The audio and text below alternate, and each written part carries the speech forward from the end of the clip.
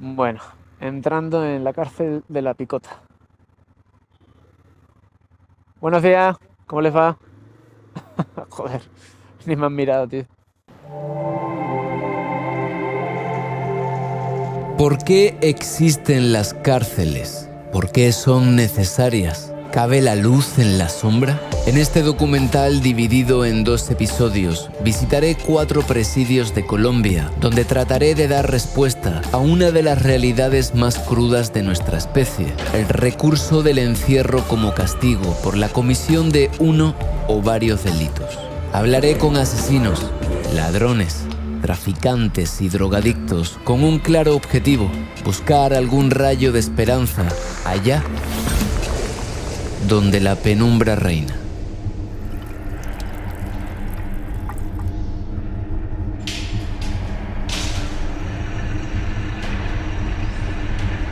Nelson Mandela decía que no hay camino sencillo hacia la libertad en ninguna parte.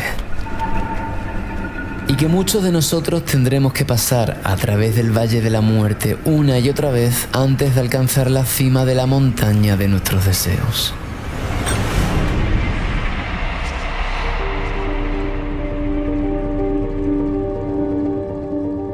Tomé una mala decisión de no decir las cosas como pasaron y estoy acá por coautoría. Estoy aquí por un error de mi vida.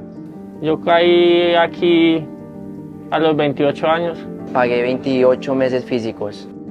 Según la RAE, libertad es la facultad natural que tiene el hombre de obrar de una manera u otra y de no obrar, por lo que es responsable de sus actos. La responsabilidad de determinados actos o no actos acarrea, en algunos casos, privación de libertad.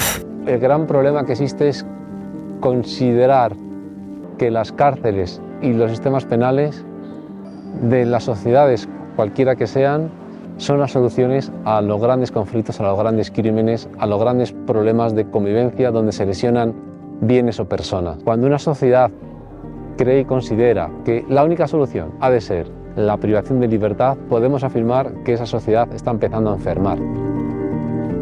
Para mí la libertad lo es todo, y tal vez por eso decidí acercarme a uno de esos mundos que coexisten en el nuestro, el mundo de las cárceles y las prisiones, el mundo de la pena y el castigo, el mundo, en definitiva, de los privados de libertad.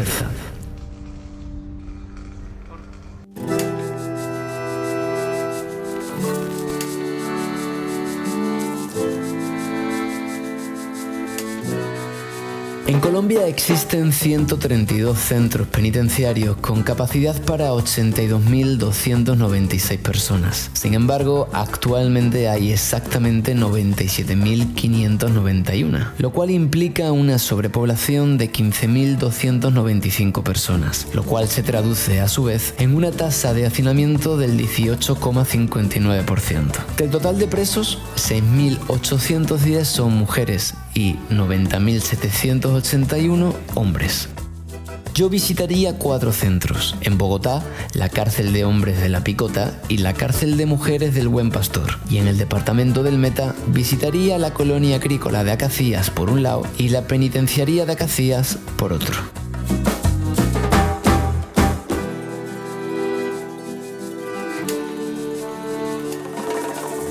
Todos hemos visto vídeos y películas de la parte más morbosa y amarga del mundo carcelario. Todo eso existe, de eso no cabe duda. Pero luego hay que meter estas otras dimensiones restaurativas, o sanadoras o reparadoras, tanto al agresor como a la víctima, porque su vida va hilada. Se trenzó un día, hay que soltarlo. También hay gente tratando de enmendar sus errores y hacer las cosas un poquito mejor. Aquí la clave es volver la cara a la humanidad y a la comprensión de que en algún nivel todos hemos sido víctimas y en algún nivel y en unas cuantas generaciones todos llevamos sangre de infractor. Hay que velar por meter racionalidad y humanidad a los sistemas penales y a los sistemas penitenciarios. Y lo único que puede quedar y lo único que puede existir son los procesos restaurativos. Este documental fue realizado con el propósito de buscar luz en un mundo donde impera la sombra, poniendo el foco en la posibilidad del cambio, en alternativas que supongan una mayor y mejor reinserción sin caer en la idealización ni en la visión inocente de la realidad carcelaria. Si la solución está en mirar más allá de lo evidente. No se puede tratar estos temas penales a golpe de telediario y a golpe de periódico, ¿no? Donde a la víctima se la utiliza para crear la noticia y se le ignora, y al agresor es el demonio personificado. Y de lo demás no se habla. Mi búsqueda comenzó en La Picota, la segunda cárcel más notoria e imponente de Bogotá, después de La Modelo, a donde se nos denegó la entrada debido a un polémico documental que hizo Caracol TV 2 semanas antes sobre el motín de marzo de 2020. A golpe de telediario y a golpe de periódico, ¿no? Bueno, entrando en la cárcel de La Picota. Buenos días, ¿cómo les va? Joder, ni me han mirado, tío. La Picota tiene una capacidad de 6.002 personas y una población de 7.151, lo cual se traduce en una tasa de hacinamiento del 19%. Bueno, estamos adentrándonos en el centro penitenciario de La Picota y nos van a hacer una especie de tour por dentro, pero mejor, como yo no tengo ni idea, que lo cuente Sandra. Vale, hoy estamos en Cárcel Picota, Complejo Metropolitano de Bogotá, y hoy vamos a buscar a los muchachos que trabajan acá en comunidad terapéutica y en otros programas, escucharlos un poco, escuchar sus historias de vida y también conocer un poco sobre la realidad que viven, sobre todo conocer el lado humano de las personas que están acá en la cárcel. Bajo la atenta mirada y gritos ocasionales provenientes de las zonas comunes a las que no se me llevaría, ¡Solo queremos pronta libertad! Oscar Robina, aquí estoy. fui conducido a una parte especial del centro donde se desarrolla un programa para personas comprometidas a mantenerse fuera del círculo vicioso del consumo de drogas y estupefacientes. Bueno, aquí hay una particularidad y es que por lo general todas las patios tienen puertas que tienen que cada uno se salga de su patio. Aquí no. Aquí por lo general siempre se deja abierto. Buenos días. Buen día. Se deja siempre abierto este patio. Y ellos saben que no pueden pasar de esta línea amarilla. Y lo cumplen. Y lo cumplen. A cambio, pueden cumplir su condena en un espacio más ameno provisto de celdas individuales. Son personas privadas de la libertad que están en un proceso de rehabilitación de consumo de drogas. Aquí entra el hombre, más no el delito. Aquí estamos reunidos seres humanos que, sin importar el tipo de uniforme que tengamos, todos somos iguales. Somos una comunidad, somos una hermandad y nos cuidamos unos a otros. Mi nombre es Lady Olaya, soy dragonante hace 10 años. Soy psicóloga hace 2 años y trabajo con comunidad terapéutica hace 4 años. Hacemos juegos de niños, aquellos juegos que perdimos por culpa de la droga, por culpa de la delincuencia, por culpa de la falta de oportunidades. Que ellos no salgan y están en libertad y ¿ahora qué hago? No se vuelvan a refugiar en las drogas. A estas personas deben mantenerse ocupadas, la parte educativa, deportiva. Lo que podemos ver alrededor es una muestra de artesanías que ellos han desarrollado en estos transcurso de estos meses, que han enseñado otros internos, vienen y les enseñan y ellos empiezan a desarrollarlas. Trabajan la madera, el foamy, están realizando ahorita hamacas, también la parte de tejido. La misión es esa, que las personas salgan en un futuro a tener una segunda oportunidad y a ser mejores personas. Queremos sacar personas justas, humanas a la sociedad. Cuando ven que sí hay posibilidades de que otras personas salieron, de que otras personas pudieron, cada uno apoye a otro y así digan que sí se pudo, que sí se puede. Dentro de la realidad carcelaria, estos programas son minoritarios. Son la excepción de la que se benefician unos pocos, pero que, de haber más fondos y sobre todo voluntad, podrían replicarse y multiplicarse en otros presidios.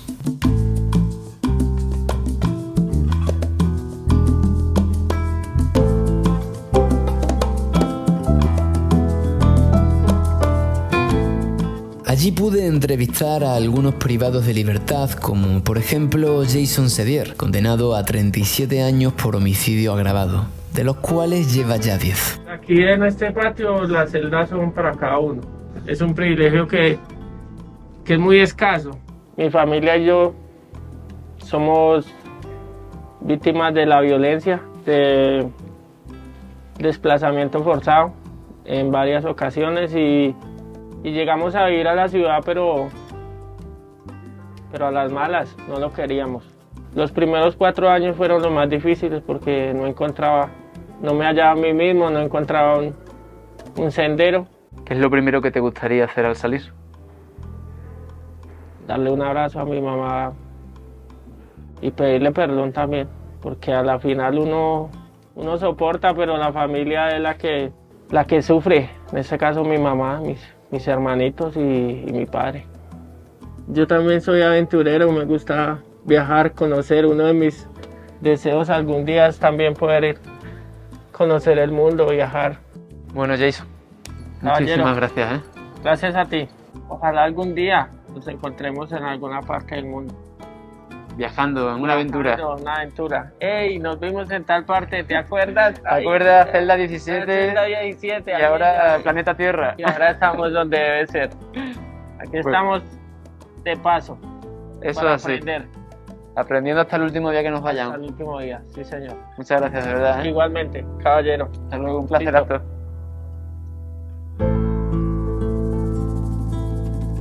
Por otro lado, encontramos a Alejandro Parra, un joven amante de la música mexicana condenado a 4 años y medio por los hurtos que cometía para poder pagar la droga. Yo vengo de una familia de trabajadores, somos músicos. Yo fui el del problema, yo fui el del error, entonces pues lo estoy asumiendo. Normalmente me miro al espejo y digo, usted puede, parce, hágale. Y ahí voy, con actitud. ¿Qué es la libertad para ti? Si estoy tranquilo en mi interior, lo demás lo puedo conseguir, puedo luchar, puedo esforzarme. Pero si no tengo esa paz interior, estoy literalmente encerrado. Pasar una situación de estas es perder mucho. Es como de pensar, hombre, no tiene que perder para darse cuenta de las cosas. Es bueno pensar antes de, para no llegar a un sitio de estos. Hoy puedo sonreír y decir, no me siento encerrado, ¿sabe? Me siento ganador, me siento exitoso, me siento vencedor. ¿Y también como músico cantas también o no? Claro, sí, señor, sí. Inclusive tengo una guitarra. ¡Tráigala! Tráigala. ¡Vamos! Hombres. Por andar en la vagancia perdí un amor que tenía. Por andar en la vagancia perdió algo que tenía. Muchas gracias. A pesar de no haber podido acceder a las partes menos amables de la picota, esta toma de contacto con el mundo carcelario me sorprendió mucho, ya que pude ver que, a pesar de la dura realidad que viven, aún queda espacio para la música y la alegría, dos constantes en la historia de la resiliencia humana.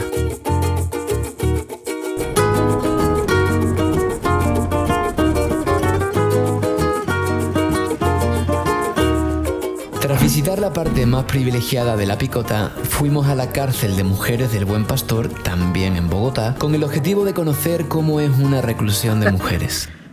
Un gatito. El centro cuenta con espacio para 1.246 personas y tiene una población de 1.782 privadas de libertad, lo cual se traduce en un hacinamiento del 43%. Tal vez por eso no se nos permitió filmar ni los pasillos, ni las celdas, ni los balcones principales. Además, por cuestiones burocráticas se nos retrasó el ingreso y apenas tuvimos 1 hora para filmar en el patio, lugar en el que nos encontramos un grupo de mujeres preparando una coreografía. Tras unos planos aquí y allá, fuimos invitados educadamente a irnos por donde habíamos venido.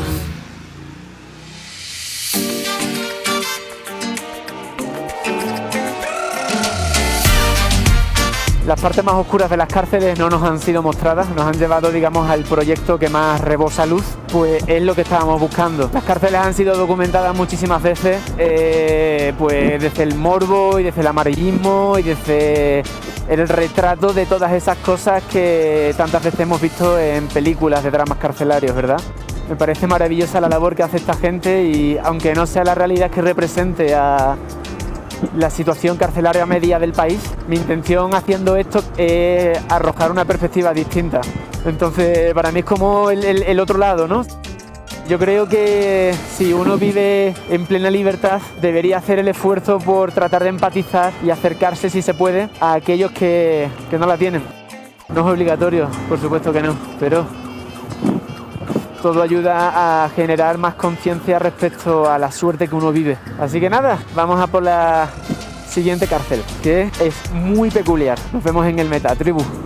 En el segundo episodio de este documental visitaré una cárcel donde los privados de libertad campan prácticamente libres. Un modelo carcelario experimental único en Latinoamérica que me dejaría reflexionando sobre el hecho de si, al igual que la sombra genera más sombra, la luz genera más luz.